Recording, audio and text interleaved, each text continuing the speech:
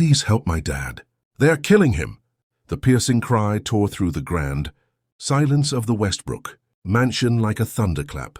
It wasn't just a scream, it was a desperate, trembling plea from a little girl whose world was falling apart.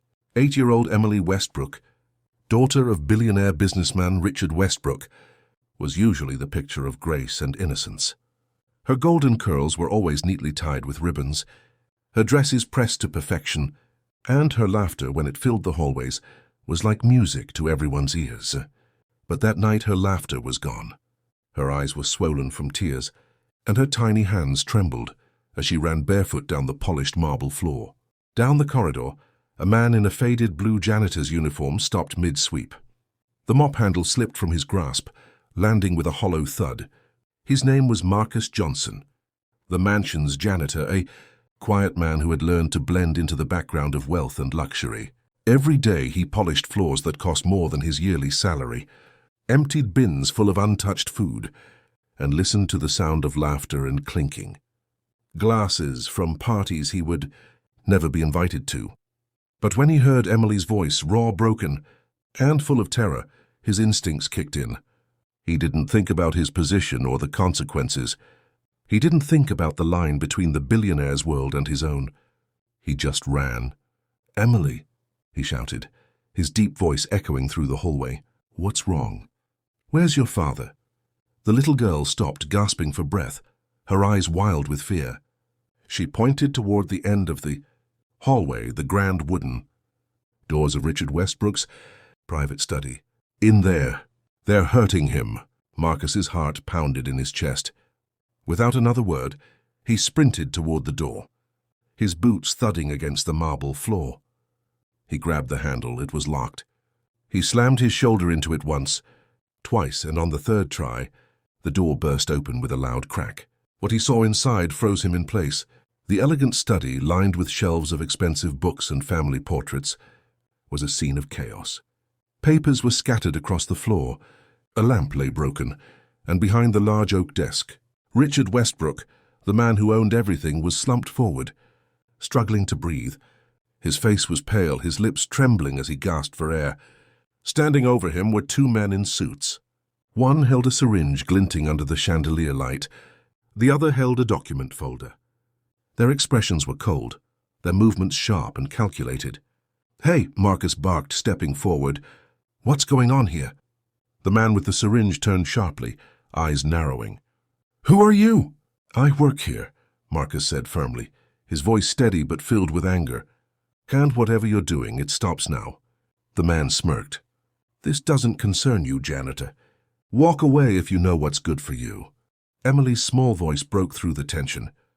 "Please don't hurt him," she cried, running to her father's side. Richard's eyes fluttered open, weak and unfocused. His lips moved slowly, his voice barely a whisper.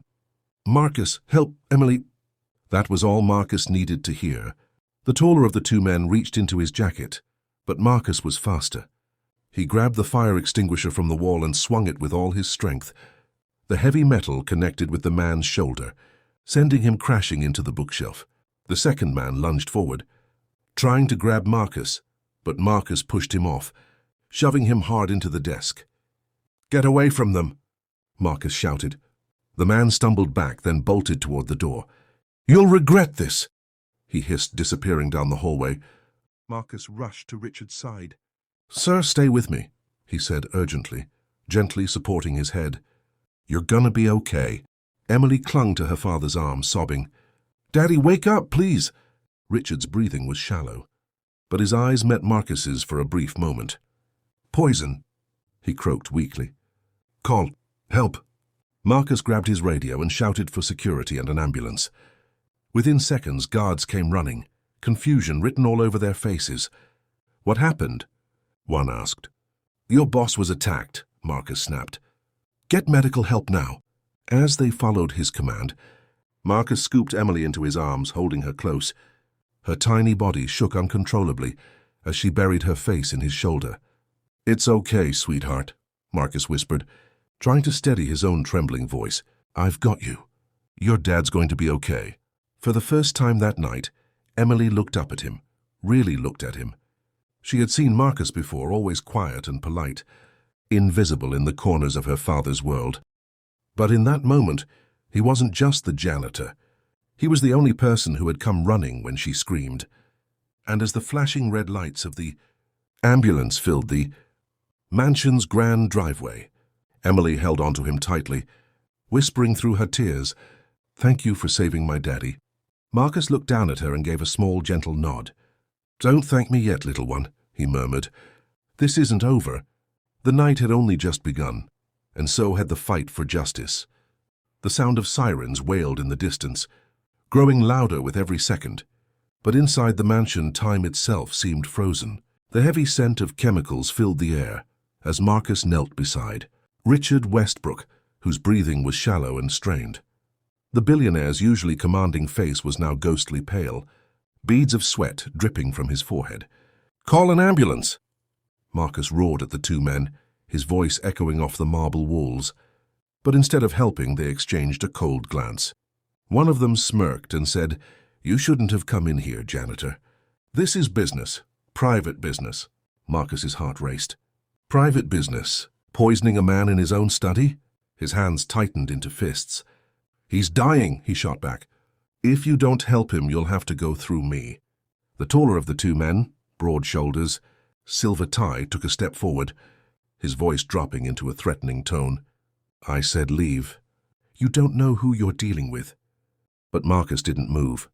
He had faced worse in life: poverty, discrimination, humiliation, but this moment was different.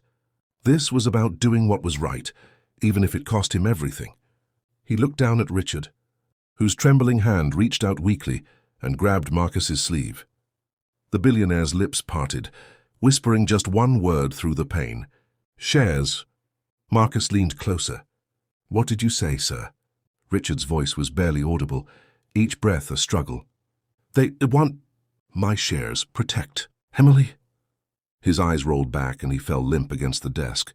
A cold fury burned through Marcus's veins. He turned toward the men, who now looked uneasy.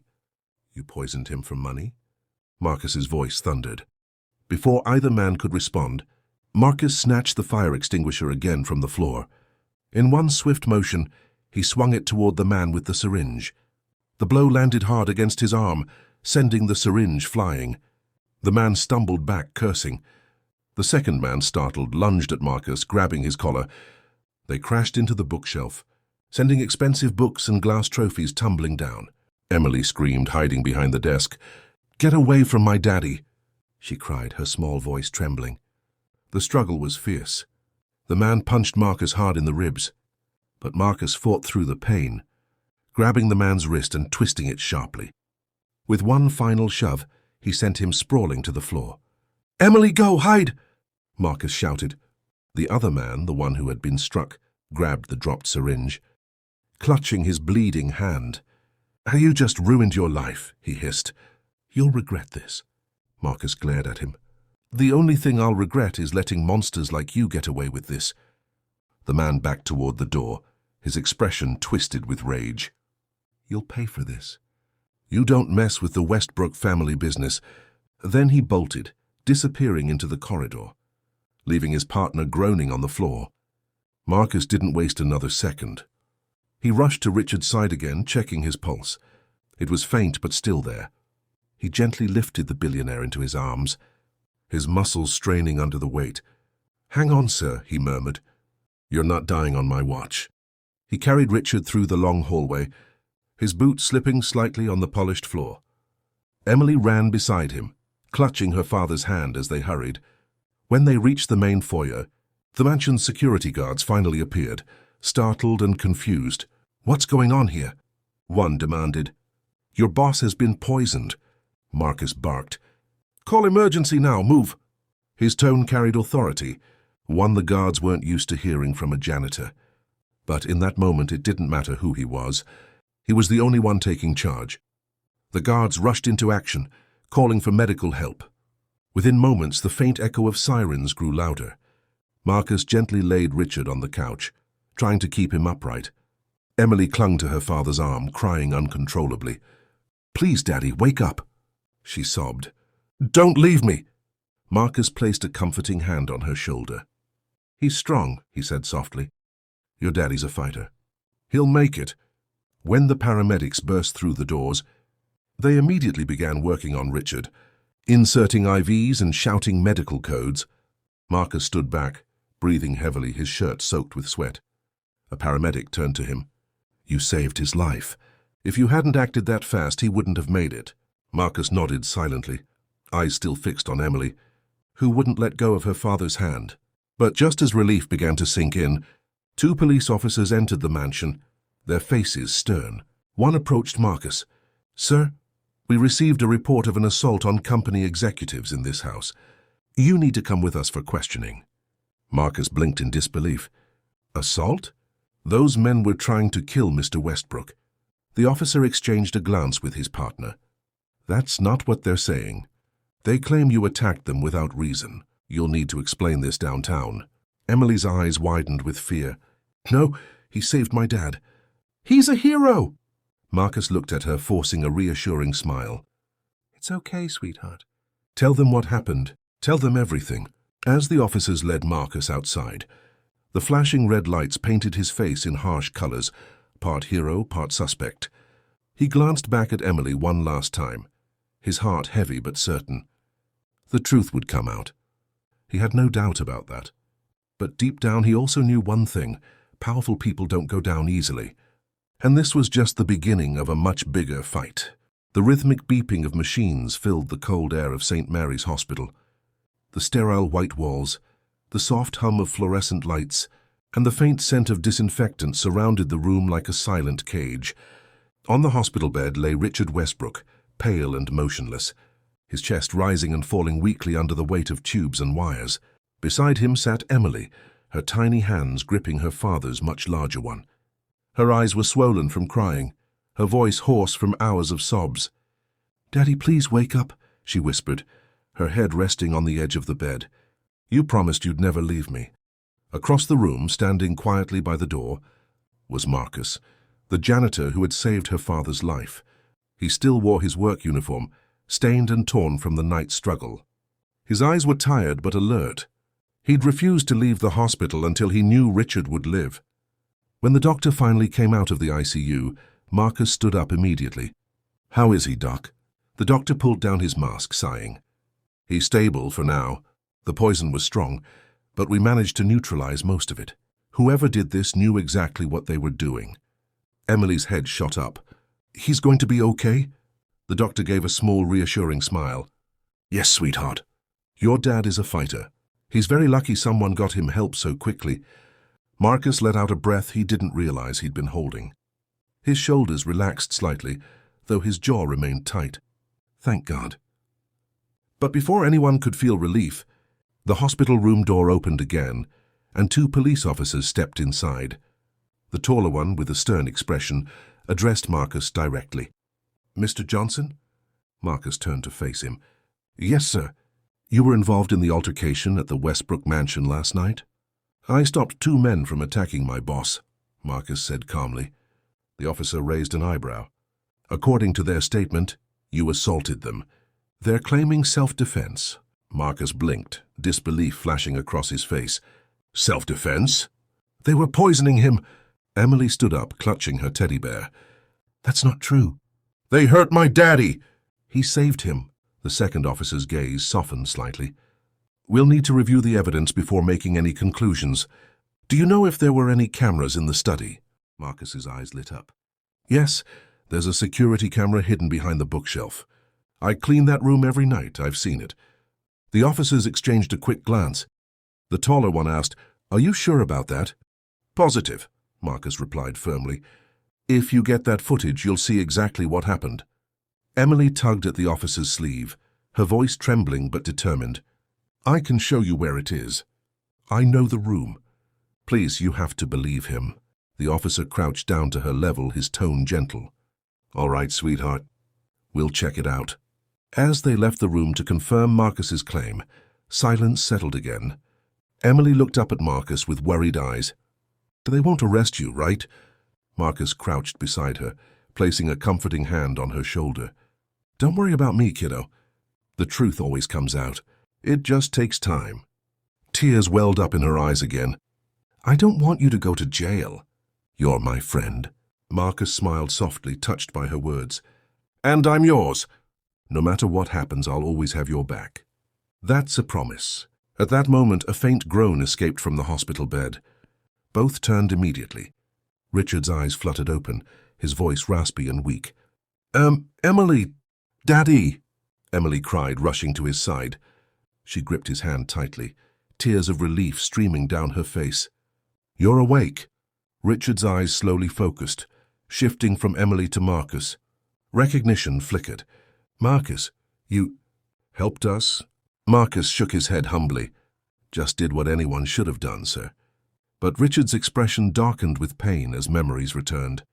Brian, my brother. He did this. Marcus nodded grimly. We'll prove it, sir. The cameras will show everything. Richard's breathing grew heavier as he whispered. He wanted control of the company. Tried to make me sign the transfer papers. When I refused, His voice broke off as exhaustion overtook him. Marcus gently placed a hand on his shoulder. Save your strength, sir. We'll handle it. Moments later, the officers returned. We've confirmed the presence of a hidden camera in the office, one said. We're securing the footage now. Marcus gave a small nod, relief spreading through him. That's the proof you need. Emily turned to the officers, her voice strong despite her tears. Please catch them. They tried to kill my daddy. The officers promised they would, then stepped out to begin the investigation. As the room quieted again, Marcus looked at the sleeping billionaire, and then at the little girl sitting by his bedside. He had seen injustice many times in his life, but this one was personal now. He whispered under his breath. They thought no one would stand up to them. They were wrong. Outside the hospital window, the city lights flickered in the distance, a reminder that power and greed ruled many hearts. But in that small room, courage and kindness were rewriting the story. Marcus knew this wasn't over. The real fight was just beginning. Morning light filtered through the tall glass windows of the Westbrook mansion, but instead of warmth it brought tension. The house, once alive with laughter and music, now stood in uneasy silence. Servants whispered among themselves, and the air was thick with fear and suspicion. Marcus Johnson walked beside Emily and the two police officers as they stepped through the massive oak doors. His hands were still bandaged from the night's struggle, but his resolve was unshaken. He wasn't there as a janitor anymore. He was there to prove the truth. Are you sure you want to come inside, sweetheart? One officer asked Emily gently. Emily nodded firmly, clutching her teddy bear. I have to, Daddy said to be brave. Marcus looked down at her and gave a small encouraging nod. You're doing great, kiddo. Just like last night. As they entered the grand hallway, they were greeted by the one man Marcus least wanted to see, Brian Westbrook, Richard's younger brother. He was standing at the bottom of the staircase, dressed in a fine tailored suit, a fake look of concern plastered on his face. Oh my God, Brian said dramatically, placing a hand on his chest. Emily, thank heavens you're all right. I came as soon as I heard about my brother's terrible accident. Emily's little face tightened, anger flashing in her eyes. It wasn't an accident, she shouted.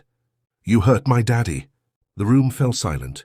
Brian's smile faltered for just a second before he quickly masked it. Now, Emily, he said softly, I know you're upset, but that's a serious accusation. You shouldn't listen to people like... He looked at Marcus with disgust. Him. Marcus didn't flinch. Save it, Brian. We both know what really happened in that study. Brian's expression darkened, his voice lowering into something venomous. You're making a dangerous mistake, Janitor. Before Marcus could respond, one of the officers stepped forward. Mr. Westbrook, we have reason to believe there's security footage that could clarify what happened last night. We'll need access to your brother's study. Brian's face twitched. Security footage. There's no such thing in that room. My brother valued privacy. He wouldn't allow cameras in there. Marcus stepped closer, his voice calm but firm. He didn't tell you everything, did he? There's a hidden camera behind the bookshelf. I've cleaned around it for months. Brian froze. It was only for a split second, but Marcus saw it, that flash of panic behind his eyes. The officer caught it too. "We'll check for ourselves," he said firmly. Without waiting for permission, Marcus led the group down the corridor toward the study.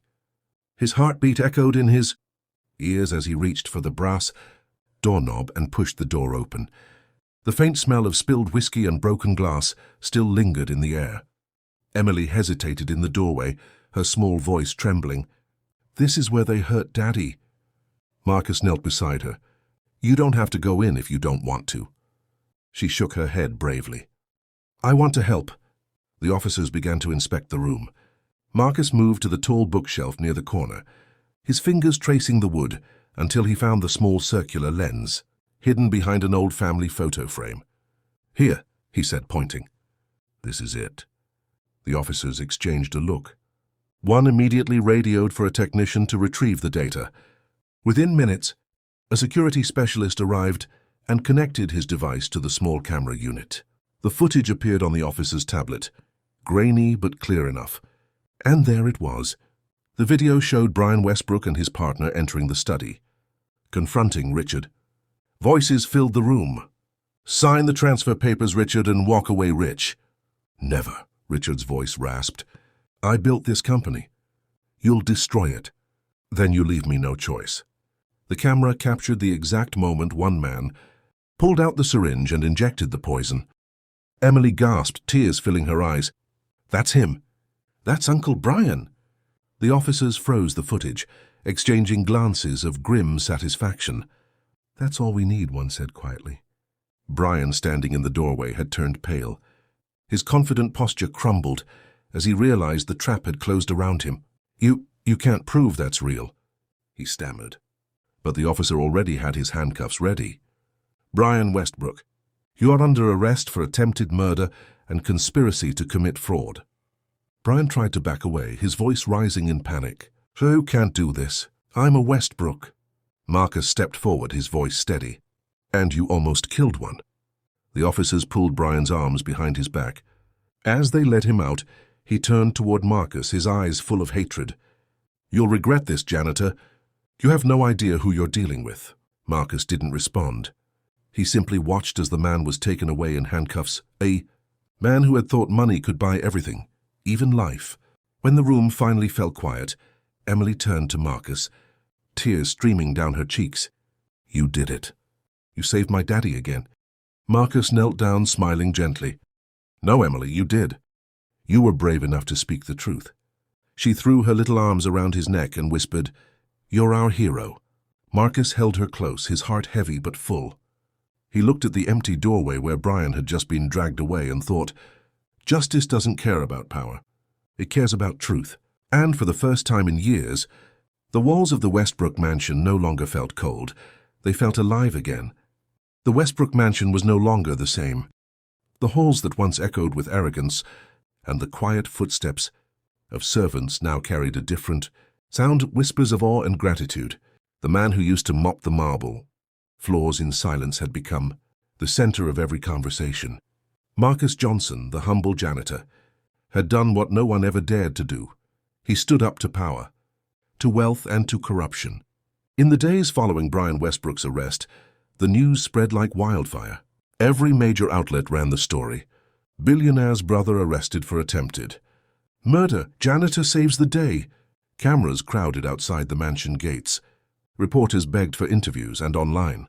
People called Marcus the janitor with a heart of gold. But inside the mansion, Marcus went about his work quietly, just as he always had. He didn't want fame or attention. He just wanted to see Emily and her father safe. It was a rainy afternoon when Marcus returned to his duties. The storm outside lashed against the windows, but inside, the house was warm with new respect for the man everyone once ignored. As Marcus polished the floors in the main hall, Mr. Thompson, the old butler who had served the family for decades, approached him. "I'll be honest, Marcus," he said, adjusting his gloves nervously. "I used to think you didn't belong here, but after what you did, well, I've never been prouder to work beside anyone." Marcus smiled faintly, not pausing his work. "I just did what was right, sir. That's all." Thompson nodded. "That's exactly why it matters." Later that evening, Marcus heard light footsteps behind him. He turned to see Emily wearing her favorite pink pajamas, holding a small plate of cookies. "Mr. Marcus," she said shyly, "I brought you these. Daddy says heroes need snacks."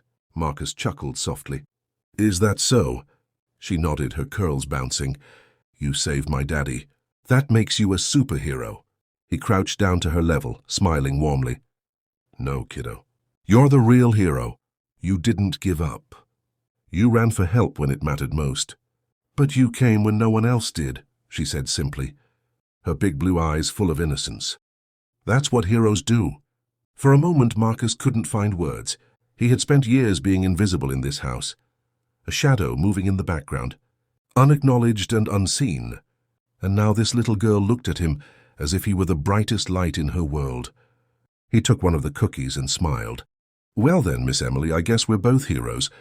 She grinned, proud of the title they now shared. By the next morning, things began to change even more. When Marcus arrived for work, the guards who once ignored him now greeted him with respect. "Morning, sir," one said, holding the door open for him. "Sir?" Marcus repeated with a laugh. "That's new." They smiled back. "You've earned it." In the kitchen, the chefs insisted on making him breakfast. The maids smiled whenever he walked by. Everyone who had once overlooked him now saw him differently, not because of wealth or status, but because of honor. A few days later, Marcus was sweeping near the grand staircase when a man in a crisp suit approached, him with a microphone. "Mr. Johnson, I'm from Channel 9 News. Can we get a few words for our viewers? People all over the country are inspired by your story." Marcus looked uneasy. "I'm not much for cameras." The reporter smiled. "Then just tell them what made you risk your life that night." Marcus paused, thinking. The memory of Emily's voice echoed in his mind.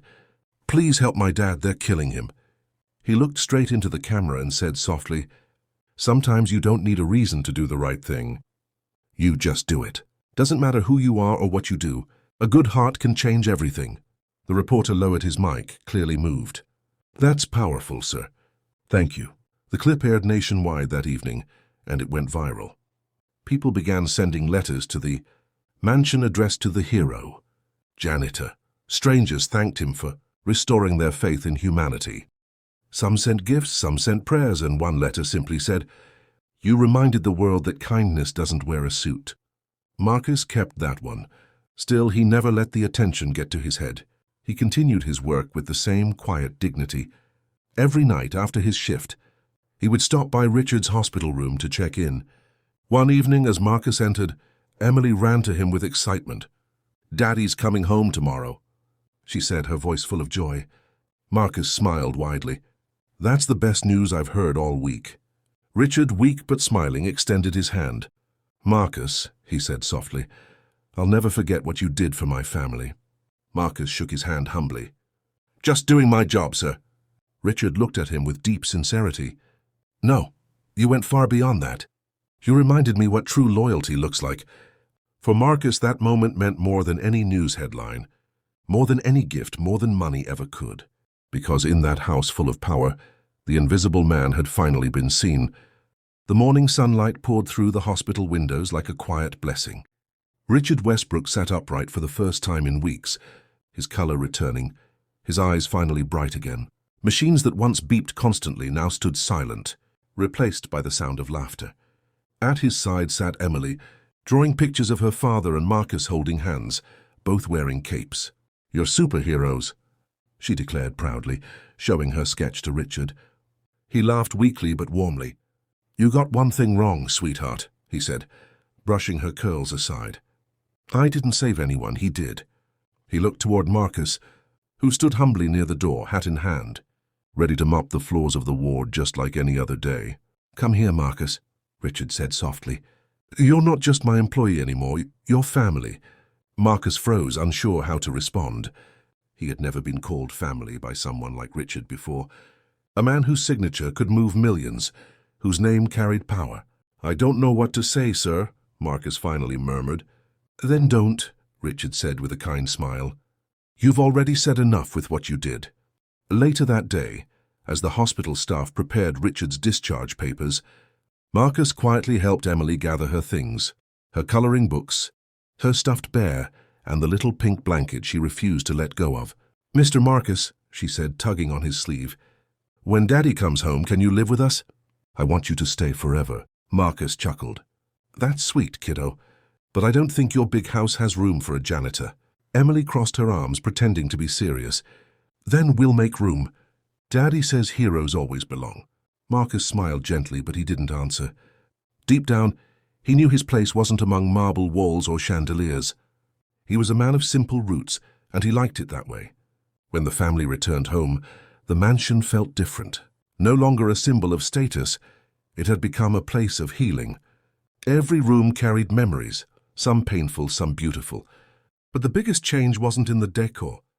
It was in the people. Richard insisted on holding a small gathering in the living room that night. All the staff were invited, from the cooks to the gardeners, the drivers to the maids. For the first time, there were no uniforms, no ranks, no hierarchy. Just people. Equal, united.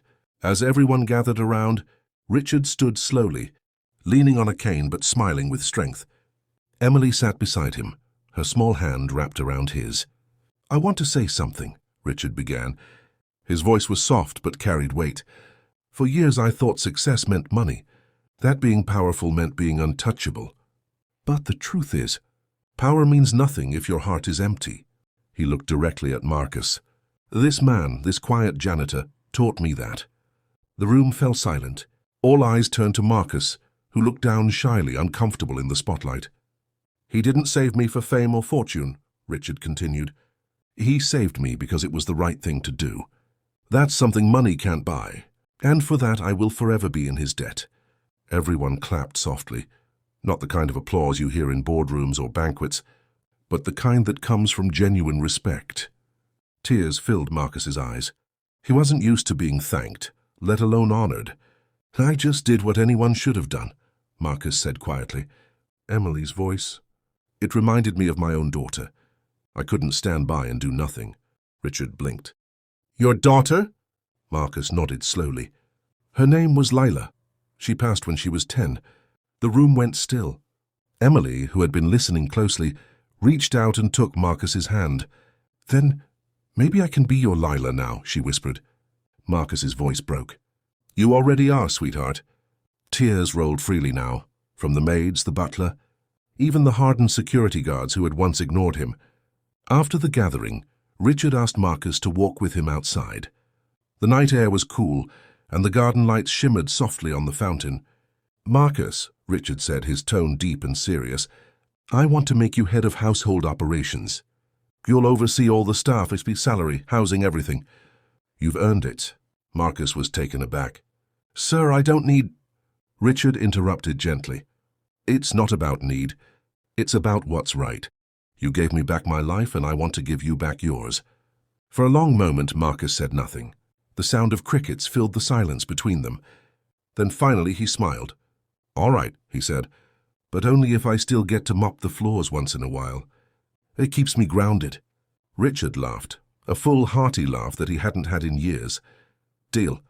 That night, as Marcus walked home beneath the stars, he looked up and whispered a quiet prayer. "For you, Lila," he said softly. "So your dad finally did something right. And somewhere in the heavens above," he imagined his daughter smiling back, proud of the man who never stopped being a father, even when no one was watching. Because true heroes don't wear capes. They carry mops, and hearts that never stop helping. Weeks passed, and for the first time in years, peace filled the Westbrook mansion. The air that once carried tension and fear now hummed with quiet joy and respect. Marcus Johnson, the man who had once been invisible, now walked those marble halls with a new purpose, not as a janitor, but as the heart of the home. Every morning began with laughter. The kitchen smelled of warm bread instead of silence. The staff, once timid and distant, now worked like a family. Marcus didn't give orders with pride. He led with kindness. When a maid dropped a tray, Marcus didn't scold. He helped her pick it up. When the gardener was late, Marcus asked if he was okay. And when Emily spilled juice on the rug, Marcus simply smiled and said, "It's nothing a little soap can't fix, princess." Under his guidance, everyone felt seen, for the first time, but peace rarely lasts forever. One cold evening, a black SUV pulled into the driveway. Marcus was in the main hall polishing the railings when he heard the tires screech to a stop. The security guards rushed out. Emily, sitting on the staircase, looked up curiously. A tall man in a grey suit stepped out. His eyes were cold, sharp, and calculating. He walked with the kind of confidence that comes from money and secrets. "Who is that?" Emily asked. Marcus frowned. "Stay here, sweetheart." He stepped outside, and the wind hit him with a chill that felt like a warning. The man removed his sunglasses and smirked. "Mr. Johnson, I presume?" "Yes, and you are?" "Detective Harris, State Investigations Unit." Marcus's stomach tightened. "What's this about?" The detective's smirk didn't fade. "It's about your new boss, Richard Westbrook." Within minutes, the detective was sitting across from Richard in the study. Marcus stood behind, uneasy, while Emily played upstairs with her dolls, unaware of the storm brewing below. "Mr. Westbrook," Harris began, pulling a folder from his case, "I'm reopening your brother's case." Richard frowned. "My brother is in custody. The matter's over." "Not quite," Harris replied coldly. "Turns out some of the financial transfers tied to his company were made from your account." Richard's face drained of color. "That's impossible." Harris slid a document across the table.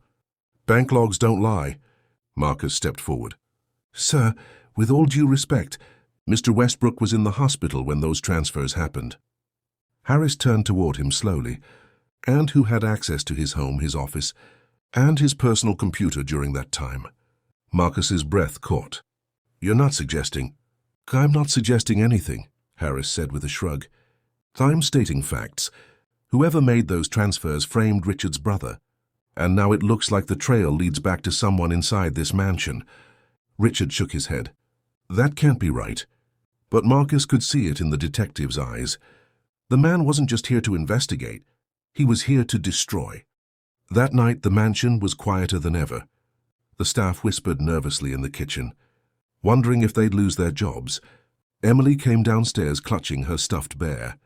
"Mr. Marcus, is Daddy in trouble again?" Marcus knelt beside her. "No, sweetheart. It's just a misunderstanding. I'll fix it, okay?" She nodded, trusting him completely, that innocent trust that made Marcus's heart ache. But deep down, he knew this was bigger than a misunderstanding. Someone was pulling strings, and they wanted the Westbrooks ruined. The next morning, the media was back outside the gates. Headlines screamed, "Westbrook fortune under investigation again. Hero janitor tied to new evidence?" Marcus stood in disbelief as a reporter shoved a microphone toward him. "Mr. Johnson, sources say your fingerprints were found on Mr. Westbrook's office computer. Care to comment?" What?" Marcus stammered. "That's impossible." Richard rushed out, furious. "That's enough. You vultures, get off my property." But it was too late, and the damage was done. Within hours, social media turned. The same people who had called Marcus a hero were now calling him a fraud. "Too good to be true," one comment read. "Probably planned the whole thing to get promoted," said another. It hurt, deeper than Marcus wanted to admit. He sat alone in the staff quarters that night, staring at the mop he had used for years. The one thing that once symbolized dignity now felt like a curse. Late that night, as he packed a small bag, the door creaked open. Richard stood there leaning on his cane. "You're leaving?" he asked quietly. Marcus sighed. "If I stay, they'll destroy you. The press, the police, they'll twist everything.